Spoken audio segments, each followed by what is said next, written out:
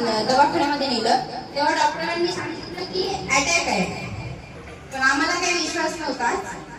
आम्ही म्हटलं तुम्ही जसं कोणत्याही छोट्या डॉक्टरकडे नेलं असेल तिच्या घरच्यांना, वास्तविक पाहता आमच्यापेक्षा जास्त काळजी तिच्या घरचे लोक घेतात. तेव्हा आम्ही काय रात्रीला फोन आला 9, 9:30, 10 वाजता. तेव्हा आम्ही सांगितलं एवढ्या लहान वयात अटॅक येणं शक्यच नाही आणि आहे वजन भरपूर आहे, त्यामुळे सगळ्यांना वाटलं की आता अटॅक आला आणि ही काय म्हणजे शुद्धीवर येणार नाही. पण तेव्हा आम्ही महाराजांना मी अशी प्रार्थना केली की आम्ही तिच्या घरी जाईपर्यंत ती हॉस्पिटल मधून घरी परत आली पाहिजे. आणि झालं असं, वारंग्यावरच आम्ही होतो.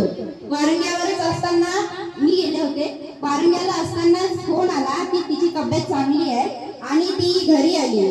काय झालं कसं झालं माहित नाही. विज्ञानाच्या युगातही स्वामी महाराज आपली प्रचिती दाखवतात.